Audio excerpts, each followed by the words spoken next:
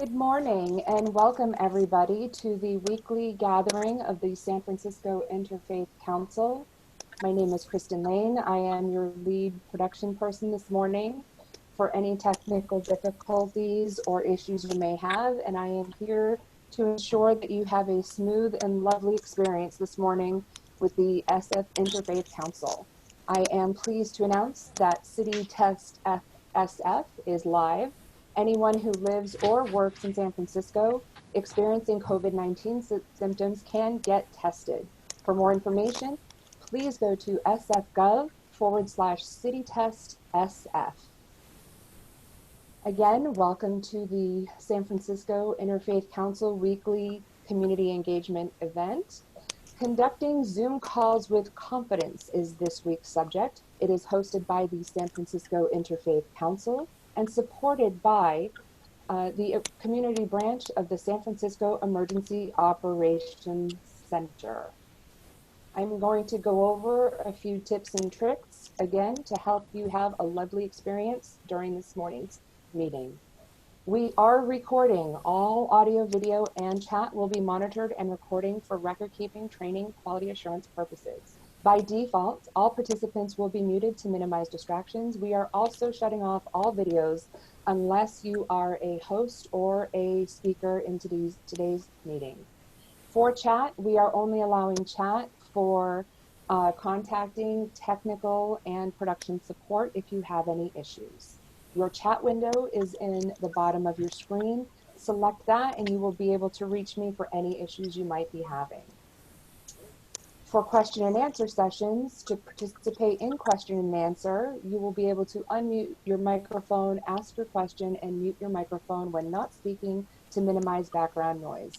Michael Pappas, as our moderator today, will be assisting in that and will be deciding when people can and cannot ask questions this morning. When you are speaking, please announce yourself and speak slowly. You can also enter your question into the chat, which will be given to the hosts and presenters after the meeting for addressing. Thank you again for joining the weekly meeting. If you have any needs or questions about this subject today, please contact ngpappas.sfic@gmail.com. Or if you have questions about having your own virtual meeting, please contact the dam.eoc-community@sfgov.org. And now, Michael, the floor is yours. Thank you, Kristen, and thank you for all of your assistance. Good morning. I'm Michael Pappas, and on behalf of the San Francisco Interfaith Council, I want to welcome you to this morning's weekly online briefing for faith leaders. As many faith-based organizations and congregations are relying upon virtual gatherings to connect, some are reporting online harassment and intrusions. These video conference disruptions or Zoom attacks are intended to disrupt, shock, and intimidate communities already experiencing trauma of social distancing and the coronavirus. The San Francisco Interfaith Council, in collaboration with the Walter and Elise Haas Fund and the San Francisco Department of Emergency Management's community branch, welcome you to this session to learn how to prevent such attacks and to ensure that virtual meetings are as safe and as welcoming as possible at this time. And now, allow me to introduce the chairman of the board of the San Francisco Interfaith Council, Kaushik Roy. Thank you, Michael. Good morning to you and good morning, everybody. I suspect it may seem like a lot longer for you as it does for me, but we are now in the 7th week of the shelter-in-place order. This Interfaith Council and our board is very grateful to be able to continue these weekly meetings as a way to connect with all of you. Hopefully we have some new folks on the line joining us for the first time.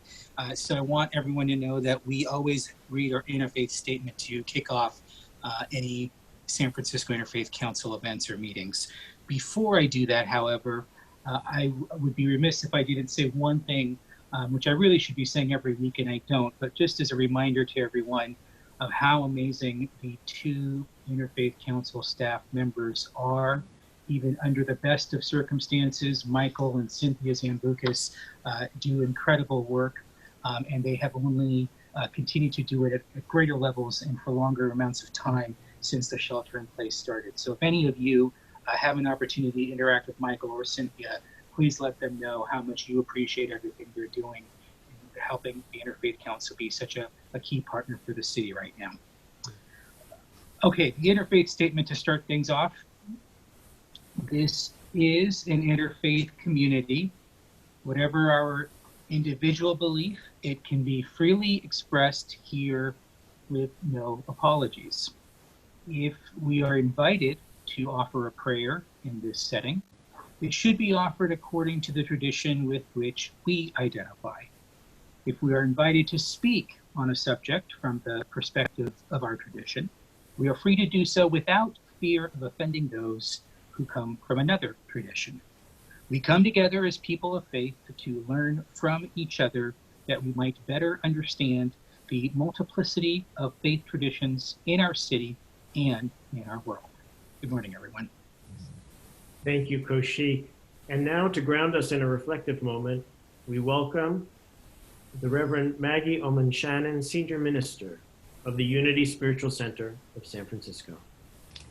Good morning, everybody. It's so nice to be with you in this format. And what I want us to do is to just take a couple of moments to rest in some affirmative statements and brief moments of silence. So I'm about to read 3 sets of affirmative statements. They're written in the first person. And I invite you, if it feels comfortable, to embrace these words as if they're your very own. And as I said, I'll follow each one with a brief period of silence. So wherever you are, I invite you to lean back against your chair, your couch, wherever you might be sitting, and take a few slow, deep breaths. And if it feels comfortable, to close your eyes. Every moment begins with breath, with an inflow of vitality that is a beginning point for the next divine idea. Breathing in, we begin to know the truth of all sufficiency, our very source and inner resource, God. We begin this period of prayer by breathing in. Centered in God, I am secure and peaceful. As I shift my focus from outer activity to God, my source and inner resource, I realize God is peace. All cares and concerns diminish in the presence of peace.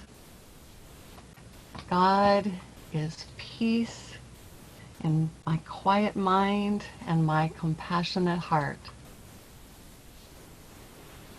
In the silence, I realize peace.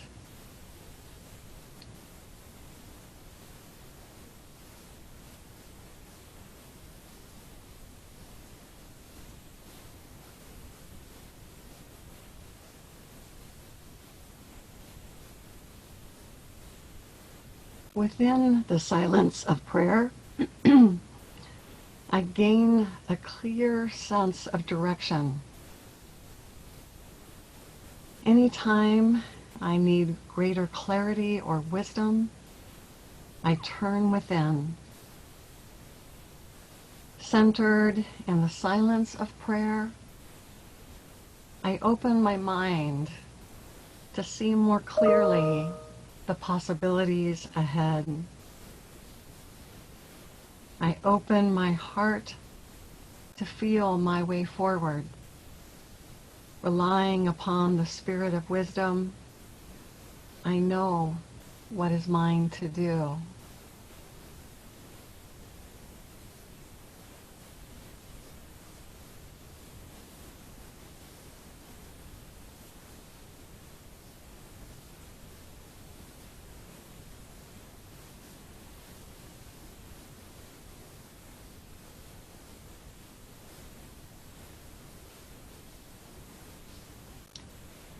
My eyes can see the beautiful potential within me and all around me. By the power of faith, I have inner vision. I can see beyond appearances to the truth. I can perceive the ripened fruit before the first blossom appears on the tree. As I breathe in to the silence of prayer, I am filled with faith and I am faithful.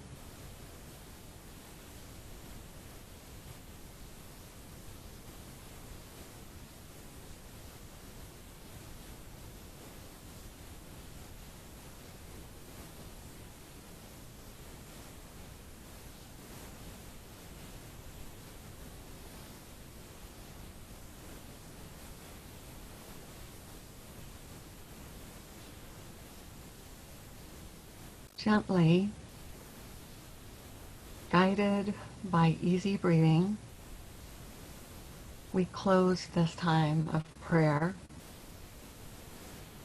In the hours ahead, let us choose to be anchored in peace, wisdom, life, and faith. Let gratitude be our guide for all we will say and do next. And so it is. Amen. Thank you, Reverend Maggie. Words so needed in this time of stress and isolation. Bless you and continue to pray for us.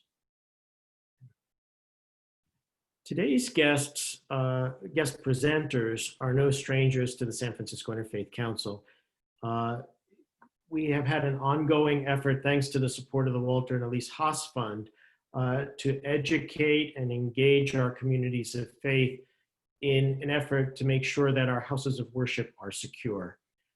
We are very blessed to have with us today Raphael Brinner, who is the Director of Jewish Community Security at the Jewish Community Federation and Endowment Fund, Kyle Biebesheimer, FBI Special Agent for the San Francisco Division, and Kellen Wagner Ramsdale, the Intelligence Analyst at the Northern California Regional Intelligence Center, or NICRIC. Raphael, I'm going to hand the floor over to you, and we are so grateful for the three of you, because what it is that you have to offer today is something that I think will be taken back to our communities, our broader community, so that we can ensure that our virtual gatherings are safe. Bless you. Thank you. Thank you very much, Michael. Good morning, everyone. I wish that I had a benediction like the Reverend's benediction before every presentation I gave. It would calm my nerves significantly. So thank you very much for that. This morning, I want to begin, before I introduce Kyle or allow Kyle and Kellen to introduce themselves, by just engaging in a bit of rhetoric, and that is to reach for a metaphor to describe the times that we're in. As people who gather in our communities, as people who gather in our houses of worship, we've been comfortable in our normal day-to-day until the pandemic hit, of gathering physically in places. And now we've had to do it virtually via video chat platforms such as Zoom and WebEx and a few others that we're probably using, Skype, BlueJeans, etc. The metaphor is that we've had to shut down our homes, our cities, and venture out into the dark woods, the unfamiliar woods surrounding them. And those woods have long been home to the extremists that target our communities. So we've ventured into a space that the extremists are much more comfortable in than we are in many cases. I myself have had to learn how to navigate Zoom in the last month or so, and many others. My mother, who's turning 92, I've had to teach her how to use Zoom. So we're out there using unfamiliar tools and falling prey to people who are more practiced at using those tools for their own ends. And that's what necessitates having this call, this training. I've partnered with the NICRIC and with FBI for years, especially in my position with the Jewish Federation for the last 2 years, they've been indispensable partners for understanding what can and can't be done against some of these threats, what the resources are, and what the recourse can be. So my questions to my guest panelists will be along these lines, understanding what those limits are, what's available in the way of help, and also to make clear that everyone's committed to making the virtual space a safe space. However, to make it safe and secure, we really have to start at home. We have to take responsibility and learn what we can to make these spaces as secure as possible. I'm going to start by turning to Kellen and ask you, in addition to the steps I'm going to go over after we've had our discussion, I'd like to understand what steps you recommend people take to mitigate the threat of someone unwelcome crashing a Zoom call. So just a preview, I'm going to go over having people as co-hosts to take out anyone who's not supposed to be there, using registration, things like that. But how would you recommend that we undertake this effort in a way that keeps our eyes open and makes us as aware as possible of who's registering for our events? Certainly. So I think the number one guidance is what you just said, is registering. Do not post the link to the actual meeting publicly. A lot of the individuals who are conducting these Zoom bombings and disrupting these Zoom meetings are just looking for on the internet for these URLs, these specific URLs or the meeting password or that kind of information. So if you put a registration link up where only those registered receive that information, that increases the difficulty and the effort required. And in many cases, the individuals that we are concerned about are not going to go to those steps. So my number one guidance is do not post the meeting URL publicly.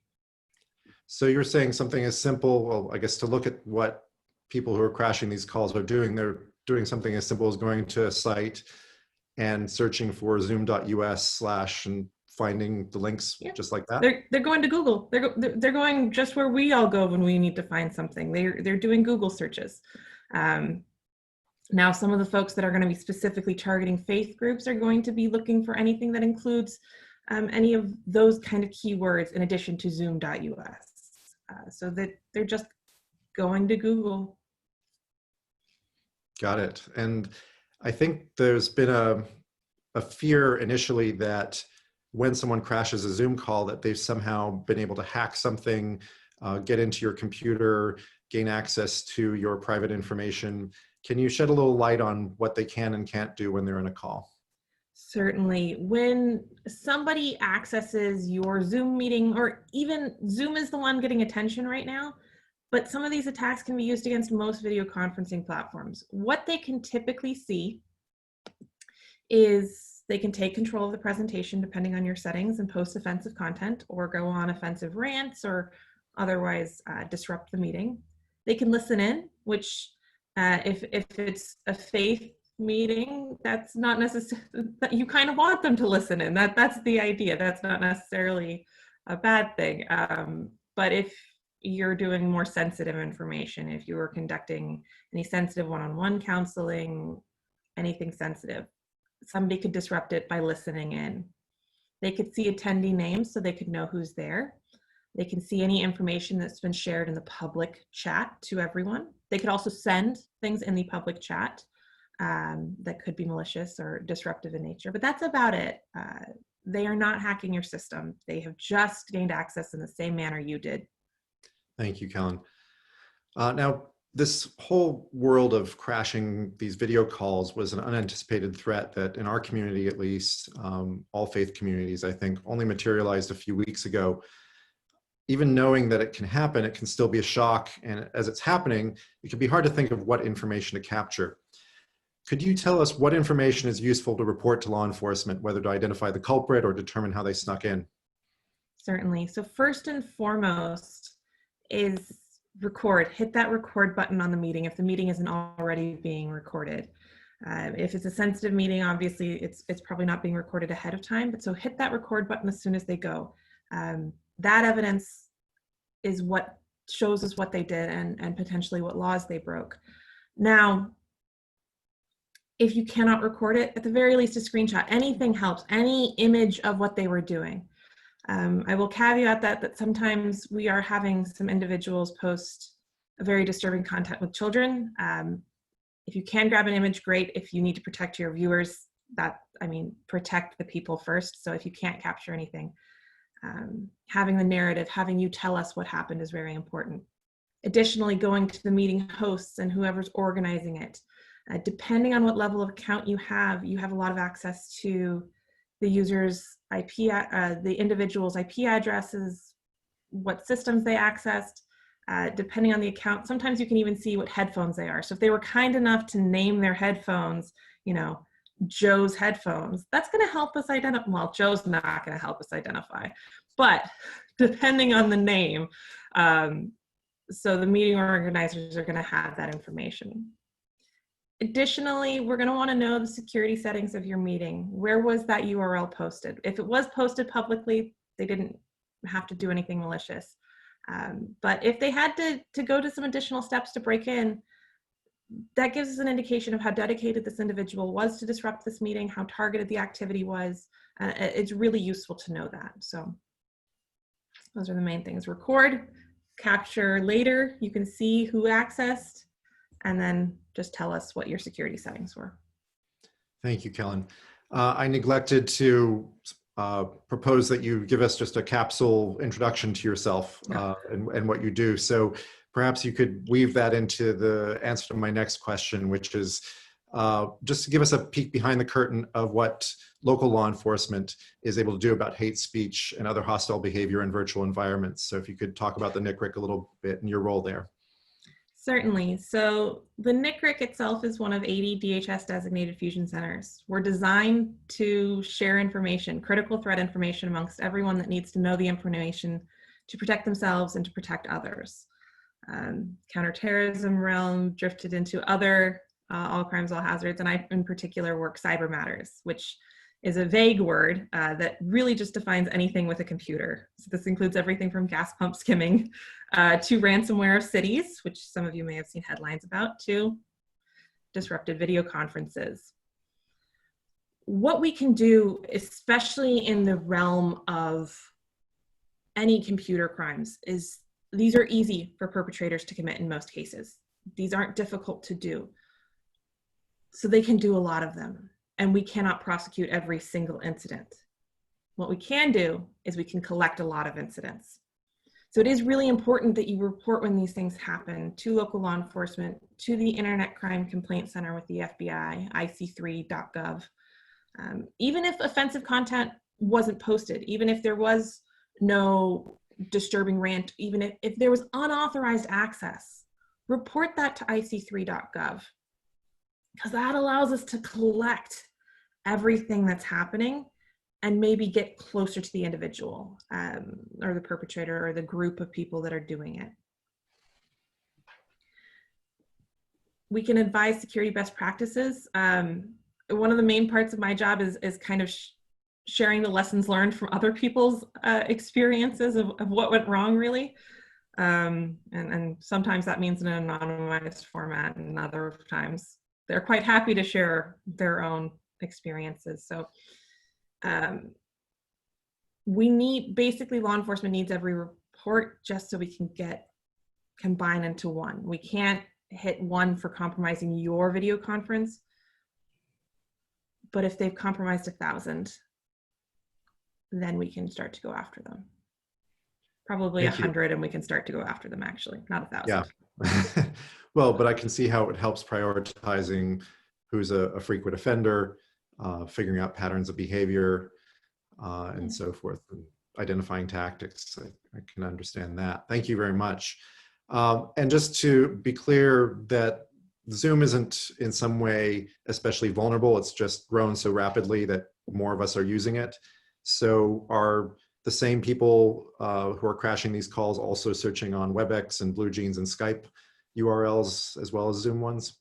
Yeah, so Zoom's gotten a lot of attention in the media for both Zoom bombings, these compromises, and also for vulnerabilities in the platform itself. technical vulnerabilities. All platforms have these issues. Zoom they went from 10 million users a day in December to 300 million users a day in March. That's a significant increase, and so they got more attention.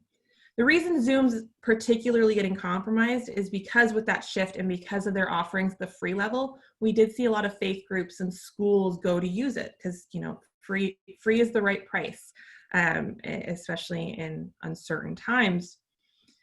And so a lot of these groups are not security minded in the first place. They are designed for open. They want people to join. They want to reduce the barriers to joining. So these links were posted publicly, and these individuals took advantage of that.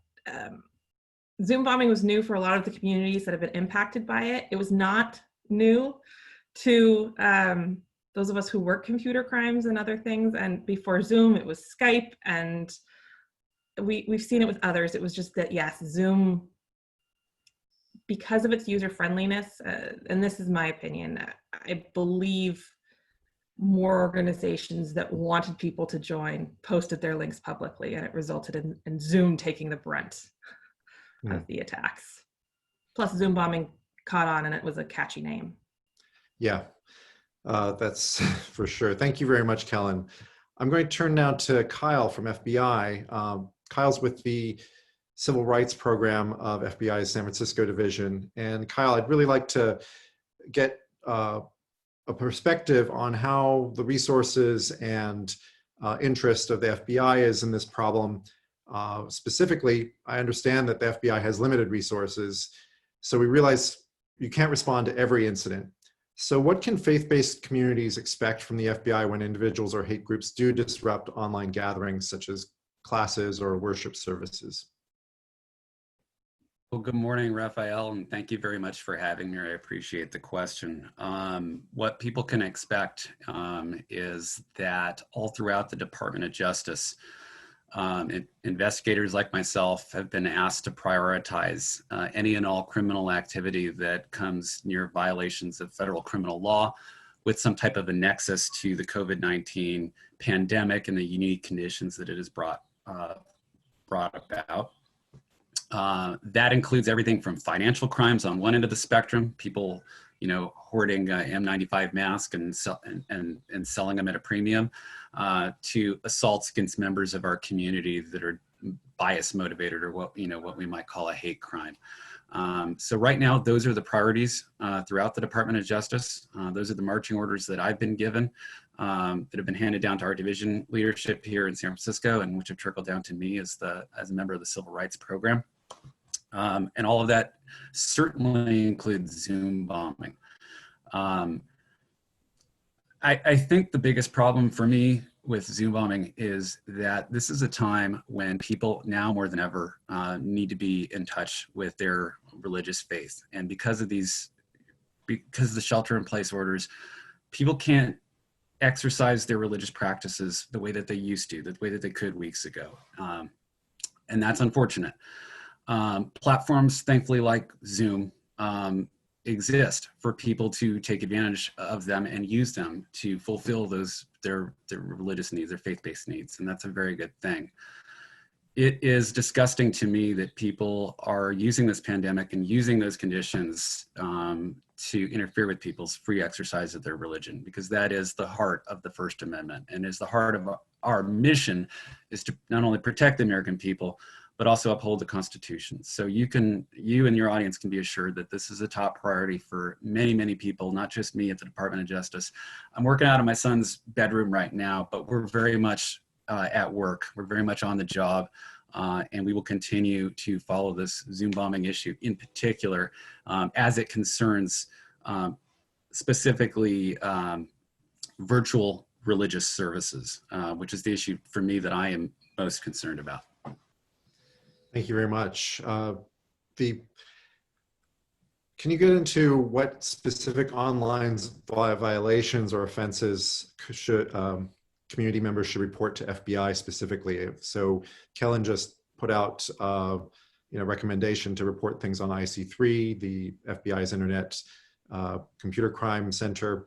So that goes to FBI, but can you elaborate on what's going to rise to the level of possibly opening a case? Sure, thank you.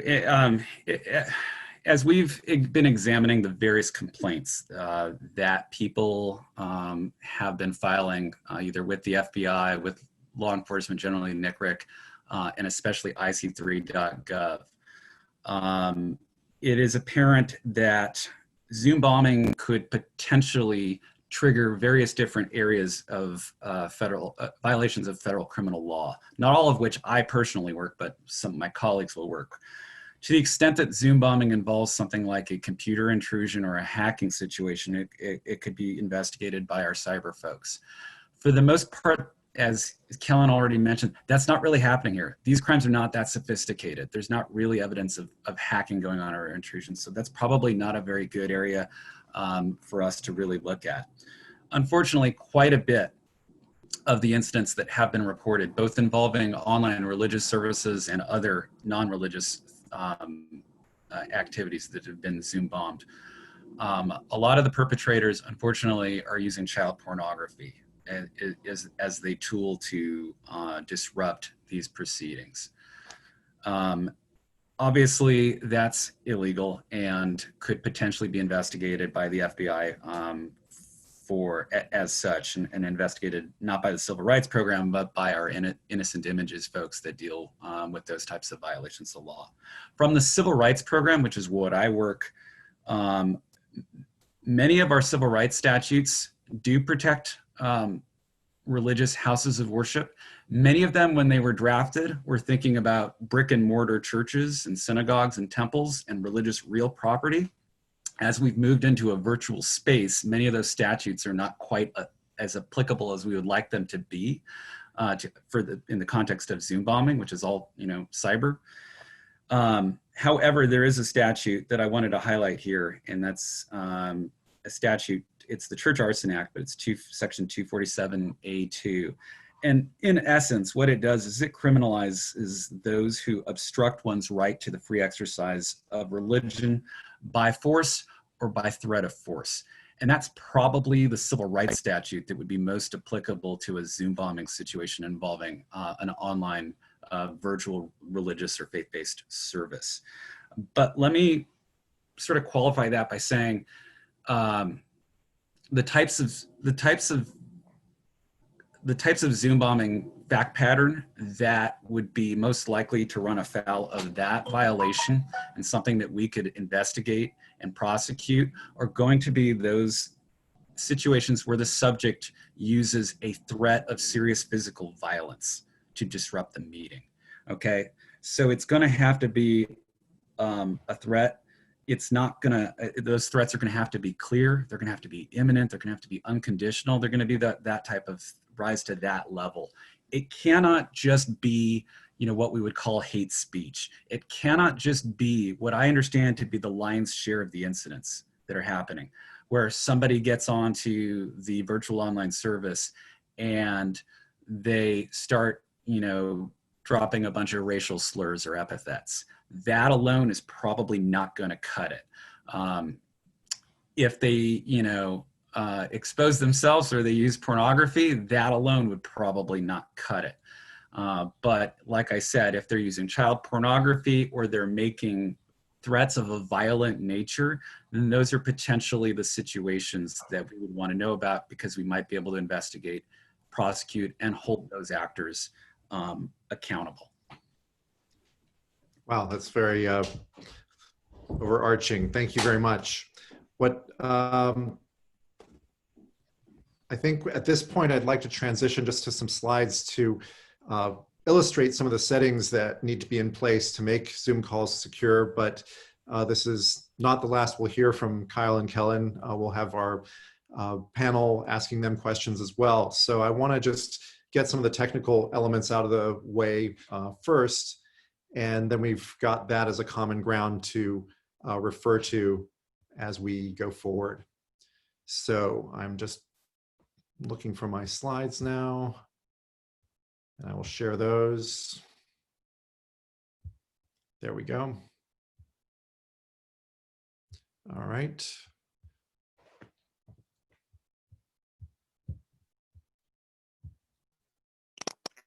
we go. So this is a slideshow that's, I've got a PDF of this that can be shared later. And there's also an excellent handout from the Muslim community on Zoom security precautions. So there are some great resources out there for how to keep your Zoom calls secure. I'm not going to take a lot of time on this, but I just want to touch on 5 best practices. The first is adjusting your account settings when you're setting up the meeting. That will ensure that you can block unwanted visuals if someone gets on the call that's not supposed to be there. You can also restrict their written communication by adjusting those settings at the outset. The second best practice is using the registration feature. The third I call appointing a bouncer. So essentially you need a bouncer for your virtual meeting room, just like if you're having a party and you're worried about the frat boys from that other rival college coming over and creating a ruckus, you want someone who can kick out someone from your gathering who shouldn't be there. The great thing about doing it in the virtual realm is, that co-host that you create to serve as the bouncer doesn't have to be 6'6" and weigh 250 pounds. That anyone who knows how to use the host and co-host functions in Zoom can serve as that bouncer. The fourth is to lock the room after the meeting begins, and the last is to record your call. To go in just a little bit of detail, for adjusting the count settings, you would go to the settings feature in the margin of the screen, and then be sure to scroll down through those settings because there are many, many settings to adjust on that page. Some that you might want to consider disabling are things like chat. So if there's no need to have everyone typing things into chat with each other, then disabling that will ensure that you don't have hate speech typed into the chat window by someone who's surreptitiously gotten onto the call. And by eliminating private chat and file transfer, you also prevent someone from going point to point to a participant in the meeting with offensive language or images. Controlling who can share their screen is very important. So hosts, by making me a host, I was able to share my slides. You obviously don't want someone who's not supposed to be on the call, who's there to crash the call and disrupt it, be able to start showing neo-Nazi propaganda or otherwise showing what's on their screen. As Kyle mentioned, many of these disruptions have involved showing pornography. Disabling desktop or screen share for users is the key to that. But some less familiar things are disabling annotation and whiteboard. So in the Jewish community, we recently had a class taught via Zoom a few weeks ago where the crashers got on and they started drawing rude images on the presenter's slides. So by turning off annotation and whiteboard, you eliminate that as a vehicle of communication for hate speech. Say you're in a meeting and the sharing settings of that meeting were not ideal for the security needs of the meeting, or you've run into problems. There is a menu button at the bottom of the screen when you're in the call that a host can use to bring up the advanced sharing options and adjust who can share and who cannot.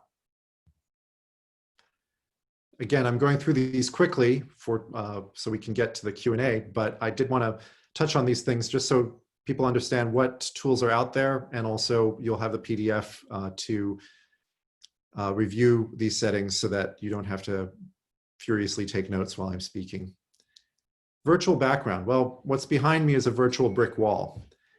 That could also be a pornographic image or something else that I choose if I was choosing to disrupt a call. So turning off virtual backgrounds means you get to see inside the spaces that we all sit in, but it levels the playing field. It means that no one can bring up images that could be offensive.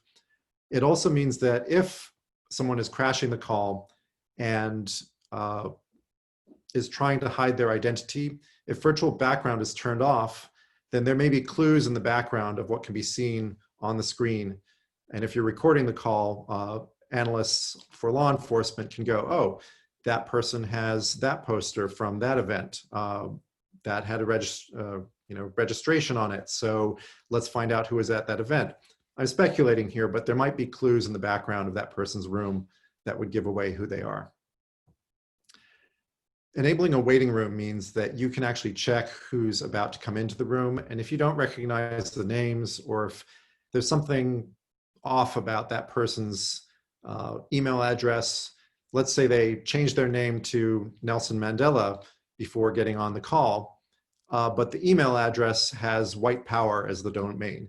Well, you've probably got someone who doesn't add up to who they say they are. Certainly not Nelson Mandela. The last thing is hiding participant profile picture in a meeting. So we're used to seeing when people turn off their video, a profile picture appears.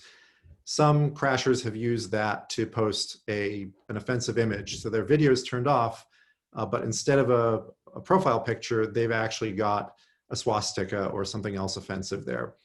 So that's something, by turning that off, you'll just see their name. All right, moving right along, using the registration feature. If you require registration, that means that you're not posting a link that's a zoom.us link that says, join the meeting now. It says register here, and then you're able to have a menu of questions that you specify for, you want their first and last name, what organization they're with. You get to choose, and by creating those barriers to joining the meeting, you're ensuring that as they clear those hurdles, they're either putting something in that's plausible, that's believable, or they're leaking their intentions by putting in something snarky or snide, or for their phone number, they just put in a bunch of ones. So they start drawing attention to themselves, and you can eliminate them from the meeting even before the meeting starts by canceling that registration. I talked about appointing a bouncer. That means choosing someone from the little menu that says more next to their name in the participants list and making them a co-host. So if I'm Peppermint Patty and I'm the host, and I'm going to make Charlie Brown my co-host, that person can function as the bouncer. I can focus on doing the presentation, moderating the panel, and Charlie Brown, meanwhile, is going to look out for anyone who's being disruptive and be able to move very quickly to mute them and remove them from the meeting. As you can see on that menu, down at the bottom of that menu is the word remove.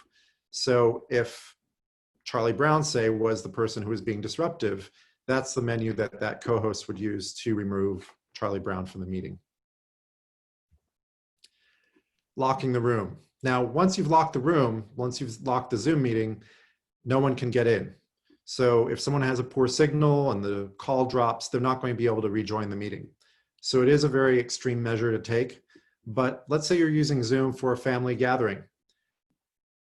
You know who your family members are. You know who doesn't belong at that gathering. And if need be, if someone drops out of the call, you could always send out a new link and start a new call. So locking the room is the ultimate security measure because no one can get in after that. And it's a very effective one in part because often these Zoom bombers wait to join a little bit late so that they're less noticeable. They don't want to show up early and then be scrutinized. So by locking your meeting, you render that meeting link null and void essentially to anyone who's trying to use it after those first couple minutes when you lock the room. As Kellen mentioned, recording your call is the best way to collect evidence for prosecuting someone who's engaged in Zoom bombing or disruptions of other video chat. So even if you don't record the whole meeting, there's a button up at the top of the screen that you can quickly have you or your co-host hit record and start recording that unwelcome behavior. So I'll use Kyle's background as a reference. There's a Mickey Mouse hat hanging from the door behind him. So by recording that situation, you realize that here's someone who's identifying things about himself. Now we don't know that, we didn't know until Kyle said so, that he's sitting in his son's room. So in that case, maybe we're going down a rabbit hole, but there could be clues. Let's say that pendant behind him is from something from school graduation. We start to gather information by recording the call that we glean from the images, from the chat transcript, from other evidence. So just to review, these are the 5 best practices that are covered in the visual guide.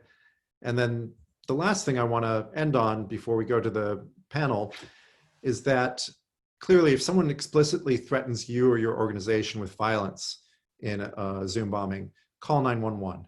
We don't want someone to be making threats and then proceed to move to carry them out. Even when all of our organizations are still closed or at minimal manning, threats of violence need to be taken seriously. You need to alert your local law enforcement. And those are exactly the sort of things that are prosecutable. For reporting internet crime of any sort, including unauthorized access to Zoom meetings, complaints can be filed at ic3.gov. And then for hate speech or hate incidents, the link that we're recommending is reporting it to the Anti-Defamation League, which tracks hate crimes against all communities, and the link is there for reporting an incident. Let me stop sharing my slides now and return back to my virtual background and to the rest of you, and I'll hand it back now to Michael to moderate the panel. Thank you, Raphael and Kyle and Kellen. This information has been invaluable, and it's been helpful in particular to the San Francisco Interfaith Council because the measures that you have recommended, we have implemented for this meeting, and we will as we move forward. I want to take this moment before we get to the panel just to put in context what our faith leaders have had to do literally overnight when the pandemic hit and the public orders came down that we wouldn't be able to meet corporately in our houses of worship. Literally overnight, our faith leaders pivoted to online worship. They did this moving into to Passover, to Easter, and in anticipation of Ramadan. And not only were their worship services pivoted to online, however, their meetings as well as their Bible studies, sacred text studies, and other gatherings as well. And so this is very new to all of us, as you have mentioned. And so the information you're sharing with us today, again, is invaluable. We are very blessed to have with us today three representatives from the faith community who have experienced and been on the victim end of this attack or are aware of houses of worship that have been. And I would like to start by welcoming my friend and colleague, Father Donald Godfrey, Associate Director of Faculty and Staff Spirituality at the University of San Francisco, to share with us his experience, perhaps lessons learned, and then ask a question of our panel. Thank you, Michael, and thank you to everybody, because most of my questions have been answered already. But I do have, I can share my own experience, and I still have some questions which haven't been answered. But our experience, I work at the University of San Francisco, and while we're a Catholic Jesuit university, we're very particular in caring for everybody of whatever faith tradition or none. And we have an interfaith prayer service every month, which is has been in either inside or outside around the campus, and it's always been a very safe space. We've never had any bad experiences, but we had to go onto Zoom with a few days' notice. The service went from being an actual one to being a Zoom service, and unfortunately, we sort of rushed into it, and we didn't do enough connecting with our own IT people. And of course, we made all the mistakes that have been described, and we were Zoom bombed. And fortunately, the hosts were able to take back enough control for the service to go ahead, but we didn't have complete control. People were scrolling on the screen during the service and changing things around. And they showed, before we got control, they were putting racist comments up and also pornography on the screen, but we were able to prevent that but it was very disruptive for those who were hosting it. And so since then, we had a seminar with our IT people. We've done much of what you said, although I learned quite a bit already today. Thank you. But we've had services since then that we had require registration, and some of the things that you've suggested that we're doing. The disadvantage is that there are people who joined that first service who we wanted to be there, but are no longer. By making it more secure, we've also excluding some people from other Jesuit universities who joined us now and no longer joining us. So that's one disadvantage. I don't know what to do about that. The other thing is, I guess, the people who are traumatized, what do we do with them? How do we follow up and heal people or follow up with people who have been damaged? And I guess the other thing is, we weren't sure. We did report it to our own IT and our own public safety. I don't know if they went to the police or what they did with that, but we reported it internally. And I suppose my own, I have a personal thing. I was happy to hear Carl address this in a way that I resonated with, but I'm not sure that I trust the Justice Department as much on issues of race and so on as I did a few years ago. It feels compromised to me, so I'm happy. That's just, I don't trust authorities as much as I used to, and so I'm kind of wondering where to go with these things. Thank you. Thanks, Father Godfrey. Thank you. Yeah. Let me respond quickly to that, and then open it to Kellen and Kyle for their comments.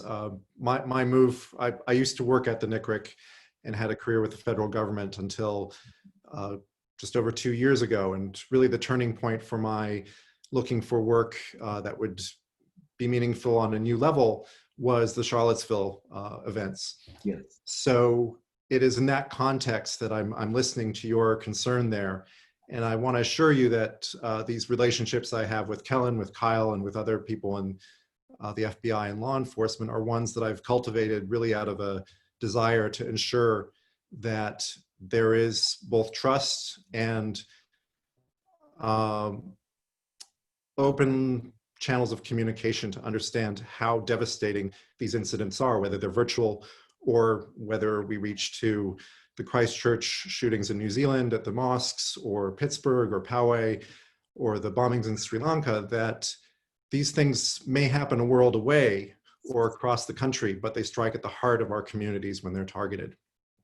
So it's from that context that I see it as my mission. I see my colleagues on the Interfaith Council, really that's the mission of these efforts, to bring us together in this way so that this information can be shared and that these efforts can be honed so that there is as much trust as possible and as much efficaciousness as possible in prosecuting these crimes. And unfortunately, especially with a pandemic going on, the price gouging of emergency supplies is going to take higher priority in some cases than something that's simply hate speech, as egregious as hate speech may be. So that's my response to your concerns there, but I would like to allow Kellen and Kyle to respond to your other questions as well. Thank you. So there were a couple issues I'm trying to address on the note of people that were in the first meeting and now can't because you've had to increase the security settings. In security, there's always this talk about the security and convenience dilemma. If convenience is greater, then security is lower. It's hard. I have seen some folks have luck with anybody you want to be able to interact in the meeting. You give a Zoom URL, but then you can share that Zoom meeting on Facebook. Like actually port the video into Facebook for those who maybe don't need to interact, but you would like to be able to see what goes on. That's just what I've heard from others. I don't have any experience with that configuration, but it's something to explore potentially. You could also potentially just post the recording of the proceeding afterwards. So there's no risk of, you've confirmed it hasn't been hijacked. And it still allows you to reach some people. Maybe they can't interact, but they can still get the message. Those are just two ideas there. Thank you. On the note of counseling post-Zooming, some of the content, I've had several Zoom bombings reported, and some of the content is very disturbing, and this is what I do all day long, is deal with disturbing content in many cases. I can say that in any type of computer crime, there tends to be a kind of we don't necessarily pay attention to the psychological component of you've had somebody disturbed, you've had somebody invade what they thought was their space. I don't have an answer to where that counseling is. I mean, if you're with the university, hope maybe they have counseling services internal, and just even saying to people that, hey, it's okay to feel violated, and just affirm. I have so many victims, both of Zoom bombing and even people who've gotten that email that says, I have your password and I've hacked you. They haven't hacked you, but these people feel violated. And even validating that violation, I've found can help some of my victims. And that's just my experience. In terms of where to report, yeah, there is that prioritization, and it's kind of hard. And if you aren't getting a response, if you need help, you can always reach out to the NCRIC, ncric.org, and file it as a cyber report. And we'll do our best to at least give you some follow-up. If you need law enforcement contact, I mean, obviously, if you've been threatened, call 911. If you feel threatened, but if it's been compromised, you just don't know what to do, NCRIC exists to help you at the local level. So you can reach out, and an analyst, myself, or one of my colleagues who is trained in this will respond and hopefully be able to help you out some. And I'll let Kyle speak now. Thanks, Kyle. Thank you, Father. I appreciate the comment. And first off, I just want to say I'm sorry. I deeply am sorry that you and your previous virtual your virtual online virtual religious ceremony, I'm struggling with the words right now, was disrupted by a Zoom bomber. I really am. As I said in the beginning, you know, at the FBI, we're all about protecting the American people and upholding people's constitutional rights. And at the core of the Bill of Rights is the First Amendment, and that includes the right for people to enjoy the free exercise of their religious faith. So like I said in the beginning, it really concerns me that your proceeding was disrupted and that some of your parishioners might have to second think, you know, whether they want to come back the next week or the weeks that follow and subject themselves to something like that. I really, truly am sorry that that happened to you. And all I can tell you is just that we're committed to doing something about this problem. There are so many more people beyond just myself that are engaged in daily discussions about this topic, about doing everything that we can and leveraging every asset that we have, every statute that we can think of in the federal government to do something about this problem. So I'm very sorry that that happened to you.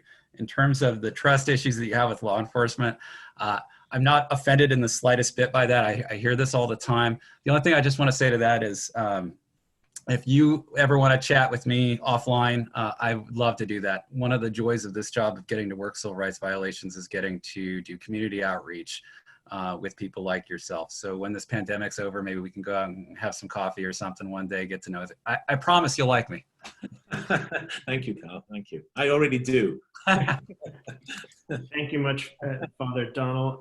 Now moving to Ishak Pathan, who is the Bay Area Director for the Islamic Networks Group. The Interfaith Council, San Francisco Interfaith Council, has worked for a very long time with ING. Their work in terms of interacting with the Muslim community and educational programs has been a gift. And so, Ishak, if you could share with us your experience with your communities of faith and how you're addressing it, and then address a question to our panel. Sure. Thank you so much, Michael. And thanks to the San Francisco Interfaith Council, the Walter and Elise Huss Fund, and the San Francisco Department of Emergency Management's Community Branch for hosting the webinar. I think this is a really important conversation for faith communities, especially as we think about challenges of adjusting to online programming during this time of shelter in place. So as Michael mentioned, I'm Ishak Pathan. I'm the Bay Area Director at Islamic Networks Group, also known as ING. For those of you who don't know, we're a peacemaking grassroots nonprofit organization, and we're dedicated to face-to-face education and engagement to foster understandings of Muslims and other misunderstood groups to promote harmony among all people. According to several reports and news articles, the Muslim community has been repeatedly experiencing a strong surge of Zoom bombings that have included hate speech, racial slurs, and even pornographic imagery.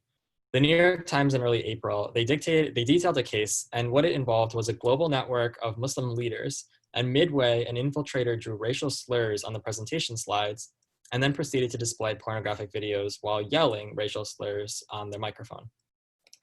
In another situation, during a webinar on wellness, a Muslim organizer before the meeting had begun was confronted with 20 Zoom bombers who then proceeded to taunt her, tell her to take off her hijab or headscarf, and then bombarded her with pornographic imagery, which, as you can imagine, 20 Zoom bombers with one organizer is incredibly intimidating. Another Zoom bomber in another meeting of Muslim participants yelled expletives and then also said, "I want you to know that I hate you and I hope you all die." And what we're really seeing is that these cases are part of a trend across the country and internationally. The Middle East Monitor, a news paper, they summarized it this way by saying, a begin quote, "The attacks often begin with racial epithets. Then, amid the confusion of the participants, the attackers deliver hate speech across audio and chat channels, finishing the raid by sharing pornographic content with the audience," end quote. We've also seen some local incidents of Zoom bombing in the Bay Area Muslim community, despite the fact that these members have taken a lot of security protocols that Zoom recommended. So as an example, in a small gathering of Muslim women led by a local community leader, a man had entered the room and displayed explicit and sick acts of pedophilia and, I'm assuming, child pornography. While the attendees were able to quickly remove him, as we've kind of discussed before, these 10 seconds of exposure really leave audience members traumatized and scarred. That same person was then able to attack another event, another meeting, only this time the audience was children. And the youngest of those children were 12 or 13 years old. And finally, another Muslim prominent leader in the Bay Area was also Zoom bombed during his meeting. And so a lot of the attacks that we're seeing really seem to be targeted towards Muslim and Jewish communities. And so I would love for our panelists to elaborate a little bit more on the classification of these incidents, of these bias incidents and targeted hate crimes, given that they're often religiously or racially motivated. I did want to end by saying that ING, our organization, has not been negatively affected by these invasions so far, and we pray to God that it stays that way, even though we've actually done about 4 dozen. When the transfer happened, when the transfer to online and Zoom webinars happened, we did pay close attention to organizations like Muslim Advocates and the Anti-Defamation League that really did a lot to explain how to secure rooms. And so I just want to close by saying, when virtual meetings are the only way for people to share and connect, it's really important that as a faith community working with our technology experts, we really safeguard the rights of all people to meet in an online, safe, hate-free, and fear-free manner. Thank you. Guests? Ishaq, thank you for that comprehensive overview, and this tracks very much with what I've been hearing from my community in terms of the types of attacks and the fact that in some cases someone gets a hold of a link and then shares it with dozens of others on one of their bulletin boards, so that you have this swarming effect, which is especially overwhelming. I think, my one reaction, I think, is really to understand that while white supremacy has been resurgent in recent years, that resurgence online has been occurring behind the scenes for decades, that the online landscape has been where white supremacists have really thrived for decades. And what we're seeing in these Zoom bombings is essentially, it goes back to those woods that I was describing at the beginning of the call, where we've ventured out into their domain, where they feel comfortable, where they feel that they can prowl freely. And that doesn't make any of us feel better. I know that that's not helpful in that regard, but it is, my source of strength in this is to understand that they are still, as hateful as they are, they're cowards. They are hiding in their armchairs, at their desks, at their keyboards, and communicating these messages because that's the only way that they can cause harm right now. That's my editorial position, I guess. But I want to ask Kyle if you would respond on the targeting specifically of religious communities, Jewish, Muslim, and others that white supremacists especially perceive as especially vulnerable or especially worth targeting. Of course. Good morning, Isak. It's good to see you. I appreciate the concerns and the comments. I have no doubt whatsoever that the Muslim community here in the San Francisco Bay Area is being targeted in precisely the manner that you've just described. In fact, that's probably not even probably what you're describing there. I'm sure there's even more incidents that we still don't even know about. Unfortunately, that's kind of part of the bigger problem right here, is that not all of this stuff is being reported to law enforcement. And that's one of the things that we're trying to change. And we're hoping that, discussions like this will change that. Because I don't think we really honestly know how pervasive the problem is. In terms of what limited information is available that I have researched, I've gone to ic3.gov, which has been mentioned several times, which is where we've been asking the public to report many of these cyber-related incidences. And I've looked at those that involve Zoom bombing, both and religious houses of worship across the nation. And I've looked at it specifically here to the Bay Area. I can't say in that very limited sample size that any one particular religious faith is being targeted more than the other. But again, qualify that by saying I really don't expect that to be, a strong representation of certainly every incident. But I certainly can't say from looking at those incidents that the Muslim community here in the Bay Area was targeted more than, say, the Jewish community or the Catholic community or of that nature. I think this really just goes down to the importance of reporting these things. Like I said, even the specific criteria that I, as a criminal investigator, am looking for, like, for example, those disruptions of religious services involving threats of violence.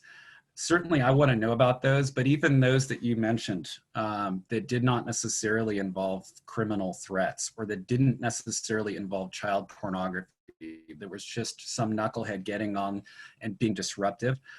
I still think there's value in reporting those to an entity like ic3.gov. Again, it gives us in law enforcement a better idea of how big the problem is and exactly who's being targeted, so that we can kind of answer questions like this a bit better. And also policymakers are going to look at that statistical data that's compiled as well. And it might influence lawmakers down the road to make changes in the law to address these new age type topics, right? Because the civil rights statutes that we're enforcing today, those haven't changed. They were the same before this pandemic. We're using old law to address a new problem. And as life happens and situations change, policymakers need to go in and update the laws, and maybe that's something that's going to happen down the road. So it really just begins with reporting and getting the word out there to your community and every other community about this problem, the importance of reporting it, and how they can go about doing that. Yes, I'll echo Kyle that we really need reporting to identify the scope of a problem. Now, when it comes to specific questions of targeting, when I was speaking of Zoom bombing earlier, I was speaking of the guys who are just looking for any open meeting. Where we see indications that maybe it is targeted, where they are harassing, that one where you have that swarm of Zoom bombers harassing.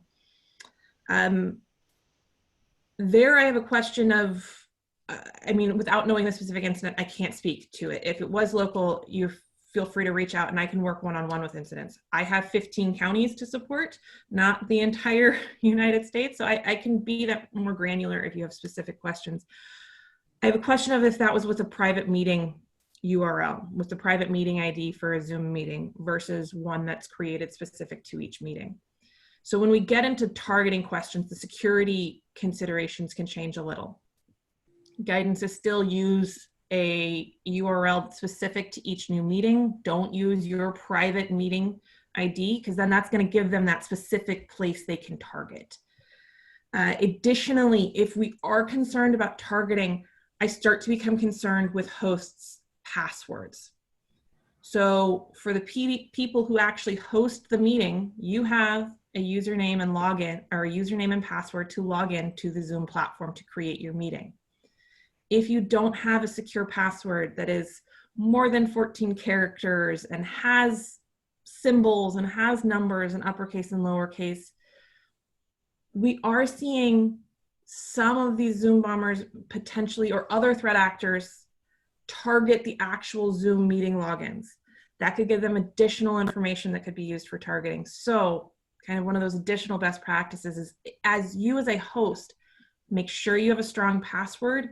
Make sure you do not reuse that password anywhere else. Recently, Zoom logins were being sold for about a cent each, 2 cents each, and some online cybercrime forums.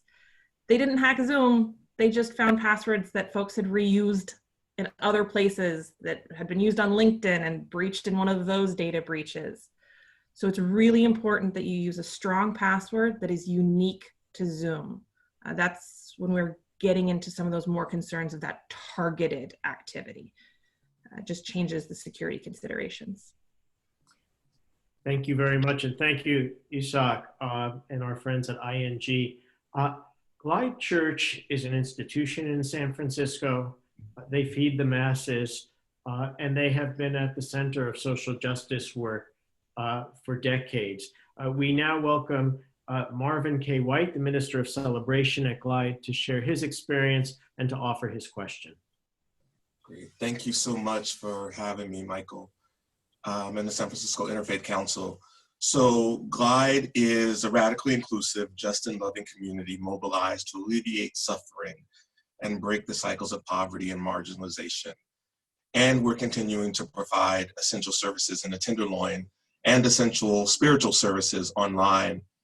And, you know, I start with that because, you know, we have a history of the disruption in our celebration, not just nationally in communities of faith and houses of worship where violence has been occurring in record numbers, but our church specifically, because of where we're located, being disrupted during celebration and having to decide in the blink of an eye if it's someone being slayed in the spirit or someone experiencing a crisis is our daily Sunday. And so we are continuing to work with our community and our online congregation to do the same things that they do in person. So we don't want to give all our power over to Zoom and the security experts. We want our congregation to be citizens of the church, be on watch, be ushers online, and take care of one another. We also use Zoom as our content developer, and then we stream to Facebook Live. And in Facebook Live, if someone writes a comment that is meant to disrupt, you know, the Glide people in the comments will just type love over and over until it pushes that comment out of sight. So if you come into the comment section, you won't see that. We just, like, they go right into action. And it's really important that they feel that they can do something in that moment. And that's where church comes online, is that people are still active and are activated to do something. And so we're really trying to make sure that this is not just a platform shift, but that this is actual church, you know. And if this is actual church, then there are ways in which we hold each other, that we are connected to one another, and that we look out for one another. So, you know, we're always thinking about that. And, you know, and quite quickly, we were interested in this continuity of care and a low barrier to worship. So we jumped right online and had very little security concerns, specifically since we were since we were live streaming, you know, to Facebook. So a lot of the concerns was just in the comment section. Our congregational life groups are a whole nother story. You know, that's where it's all Zoom all the time, about 10 different groups per week, some of them overlapping. And before these new guidelines came out, we were being bombed left and right. You know, homophobic in the Pride team meeting, child pornography in the recovery circle, and it was horrific. So these new guidelines were quickly instituted, and we also had to let our community know what we were doing. So we posted all of our new safety protocols, and we let them know how we're going to protect them. And we even did a reset. So we stopped letting people in for a while so our congregation could feel safe again. You know, so we stopped new visitors, and we just like regathered ourselves. So, and we're going into our 10th week of online celebration. The first 2 weeks, we just re-streamed, you know, previous celebrations at Glide. And then we filmed in the sanctuary without the congregation. And then we just went completely online with Zoom while live streaming to Facebook. So we're going into week number 10. And one of the things that was really helpful for folks on Zoom, Zoom has community success representatives that will get on video conference calls with you and walk through any questions that you have.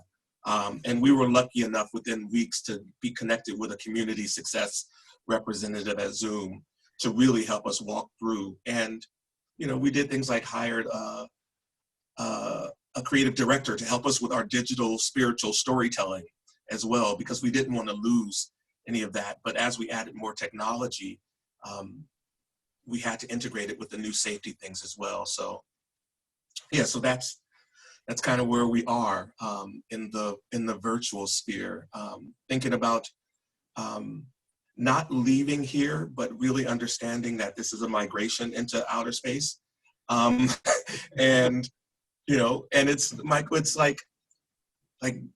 we are integrating a new neighborhood where they don't want us, you know, Blacks into an all-white neighborhood, gay folks into, you know, homogenous straight neighborhood.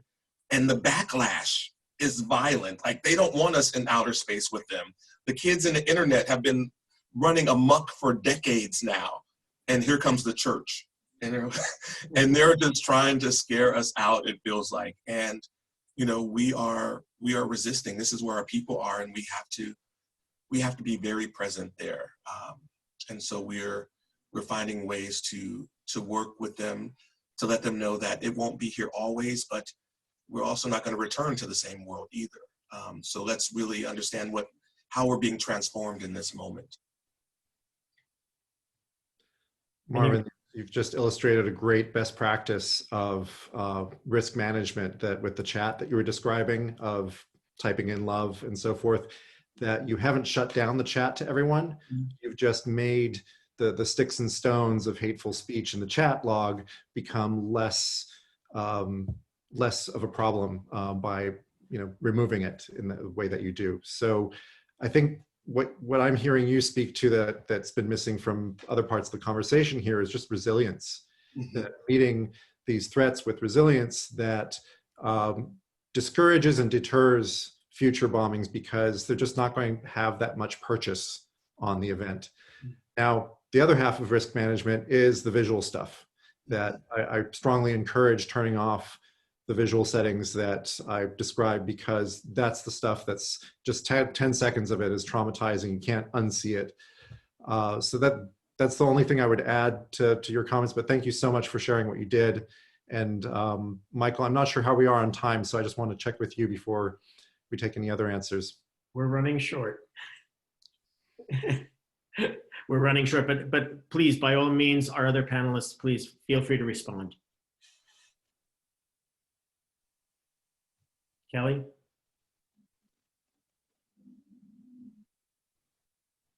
Kellen or Kyle, either of you have anything?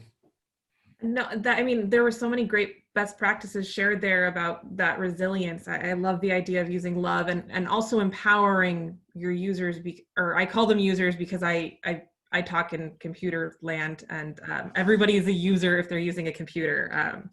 But empowering them, because that can kind of reduce some of the victimization and the victimology concerns. And in my crime world, I view it that way. And empowering victims is always useful for recovery. I did just want to close on like defense of the internet as one of these kids in the internet. Is the internet is an inherently open place. it works better the more users there are. It was designed to be open. And there are these interlopers, and the Zoom bombers and the people that abuse the internet are kind of the virus that in the computer world we really try and remove, and they've been disrupting everything. They disrupt gamers before most of these are building out of the gaming culture, and they disrupted gamers. They disrupted anybody who's having a good time on the internet. They are the problem, and the more good users we have, the better. That's all I have. Thank you so much. Thank you, Marvin. You raised issues that give us hope in the end and remind us of who we are. When we began this this journey in terms of security in houses of worship, it was after the terrorist attacks on so many of our houses of worship. And I know our faith leaders want to take care of. That is their primary issue. They welcome people into our houses of worship and feel a certain responsibility. One of the things that in my conversations with faith leaders who have been victimized by this, by these Zoom attacks is just a feeling that I've invited you into our home and you've been violated. I just would like to say too that acknowledging the trauma that our faith leaders are feeling as well is amplified because of these attacks. And I just want to make sure that self-care is something that we keep first and foremost for our faith leaders as well as those who have been traumatized. We have had a rich conversation today. This conversation, by the way, will be posted by day's end on the San Francisco Interfaith Council website and will be sent out to our 5,000 e-subscribers. So it will live in memorial. I want to say a very special thank you to our presenters and our panelists, but also to Cynthia Zambucas, as Kaushik did earlier today, who is our program administrative associate at the Interfaith Council, and to our community branch tech team, which is growing. I want to say a very special thank you to John McKnight, the coordinator, Kristen Lane, who is our production staff, our lead production staff, Kelly Garrity, Karen Nemsek, Trey Russell Allen, Rihanna Tom, and Edgar Orteza. Next week, we will be gathering to talk about the impact of the coronavirus on food security. And we will be welcoming on as our guest Paul Ash, who is the CEO of the San Francisco Marin Food Bank. We've got a great bunch of panelists who will join us. But before we close today, I'd like to ask John McKnight to offer the final word on the city's citywide testing. Thank you, Michael, and welcome to everybody on the call. I will be extremely brief in my comments. There is free testing available to every San Francisco resident.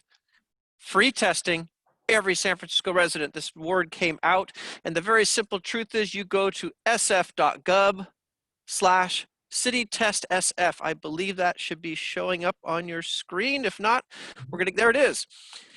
Please tell your congregations, tell your people, any San Francisco resident or person, a worker coming into San Francisco who is here because they need to be, can be tested. Take us up on it, go out there, get tested, help your community out, and pass the word. Thank you, Michael, for the time to say that. Gladly, and I just want to say a very special thank you to Raphael Brenner because he has been integral to the success of today's gathering. There have been no intrusions in this gathering, so I think that what we did was right. And Rafi, do you have any last words that you'd like to share? No, in the interest of time and brevity, no, but thank you all for everything that you've contributed. And again, thank you to the Walter and Elise Haas Fund for their generous support of this work in particular. God bless you, and we look forward to seeing you all next week. Thank you again for joining us all today. We appreciate the opportunity to serve you from the community branch at the EOC. Have a wonderful day, everybody. Michael, please stay on. The speakers, if you have a moment, we would love to hear your feedback on how it went today during this discussion. Otherwise, we are slowly removing people from the session. Thank you. Thank you.